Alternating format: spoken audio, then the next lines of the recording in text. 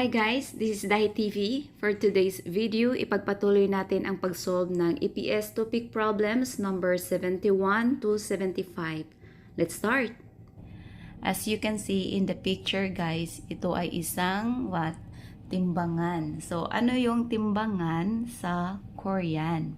So, check natin ang number 1. Nakalagay dito is 저울입니다. 저울. So, pag may imnida, it means it's a. Okay?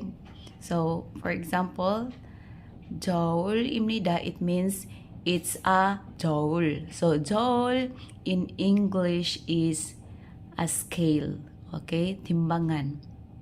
So, ito na agad yung sagot sa number 71, guys. So, 저울입니다, it means it's a scale. It's a timbangan. And how about number 2? Ano yung nakalagay? 거울입니다. It's a 거울. 거울 in English is mirror. Salamin. So, it's a mirror. No? And number 3 is 온도계입니다. 온도계입니다. It's a 온도계. 온도계, if you can remember, that is thermometer. Okay, so it's a thermometer? No. And number 4 is 계산기. 계산기입니다. It means it's a 계산기. So, 계산기 in English, that is calculator. It's a calculator. So, the answer for number 71 is number 1, which is 저울, 저울. Okay, so be careful with the pronunciation. So, 저울입니다. It's a scale. Okay? So, let's go to number 72. Okay? So, ito ay isang rice cooker, right? Okay, so rice cooker. So, ano yung rice cooker sa Korean? So, check natin ang number 1.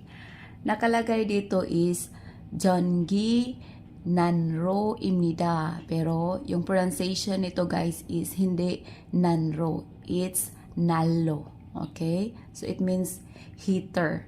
So 전기 means electric. So when you say 전기 난로, it means electric heater. So pag may imnida, it's an electric heater. So it's not the answer. Okay? So number 2 is 전기밥솥입니다. 전기, it's the same with number 1, which is electric. So electric din siya. So 밥솥. 밥솥 means rice cooker. So ito yung sagot sa number 72, which is electric rice cooker. In Korean, 전기밥솥입니다. By the way, 밥 means rice or kanin. Okay? So, number 3, tingnan din natin yung number 3. Nakalagay is 전자저울입니다. So, kanina may 저울 din, ano? So, 저울 is timbangan.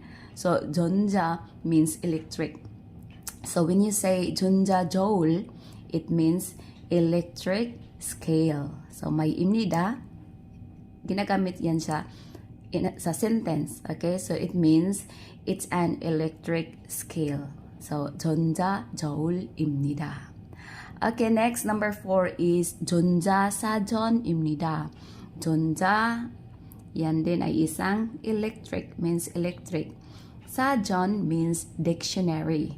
So, dictionary, 전자사전, it means electronic dictionary. So, pag may imnida, naging sentence siya. So, it's an electronic dictionary. So, it's not. So, our answer for number 72 is number 2, which is 전기밥솥입니다. It's an electric rice cooker. Okay? So, let's go to number 73. So, tingnan natin. Ano yung nakalagay sa number 73 na picture? That is, hindi po yan siya, ano guys ha, calculator. Okay? So, iyan ay isang, kung titingnan nyo, may nakalagay na Chinese characters. Okay? So, may ibang language. So, that is electronic dictionary. Okay? So, tingnan natin yung choice number 1. Ang nakalagay dito is 전기 난로입니다. So, lumabas din ito kanina, kung maalala nyo. 전기 난로입니다. 전기 electric, 난로 means heater. So, electric heater. It's an electric heater? No. And number 2 is 전기 밥솥입니다. 전기 밥솥, kanina, yung electric rice cooker. So, it's not the answer. And number 3 is 전자저울입니다. 전자저울입니다. Electric scale, electric na timbangan. No. Okay? So, our answer is number 4. So, basahin natin. 전자사전입니다. 전자 electric, 사전 is dictionary. So, 전자사전입니다, it means electronic dictionary. So, the answer for number 73 is number 4. Okay? So, 74 na po tayo, guys. 74. So, ano yung nasa picture ng number 74? Ito ay isang, what?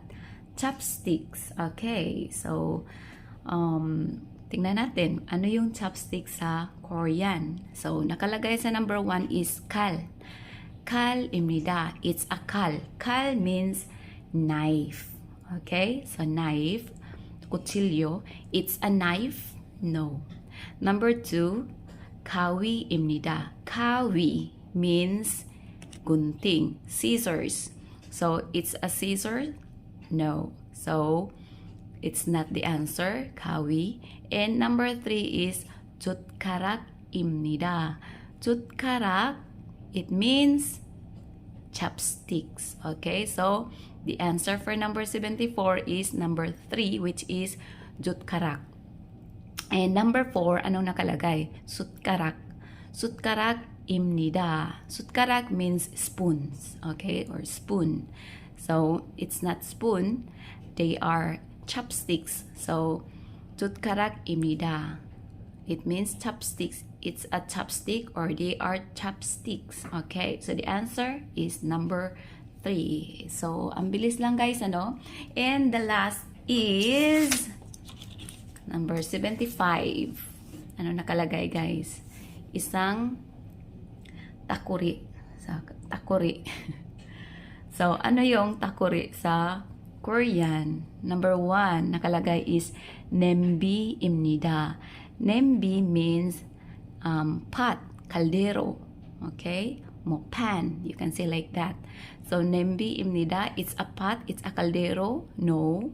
Number 2 is 접시입니다. 접시 means plato. Okay? Plate. 접시입니다. It's a plate. No. So, number 3, 도마입니다. 도마. 도마입니다. 도마 in English is, do you know? That is chopping board. Tadtaran.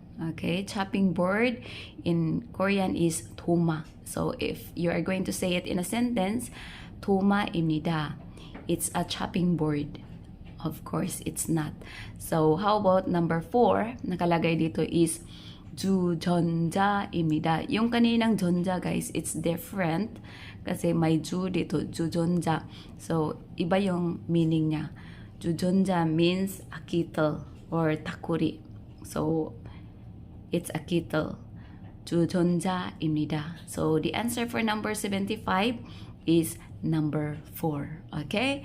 So, I hope may natutunan kayo and just continue watching my videos para sa more kaalaman ninyo sa Korean language, and hope na maipasa nyo yung mga Korean exams nyo, especially sa mga kababayan ko na gustong pumunta dito sa Korea para magtrabaho.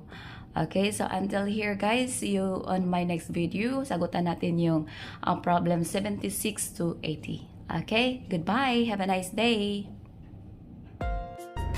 Please don't forget to subscribe, like, comments, and share my videos. Until next time.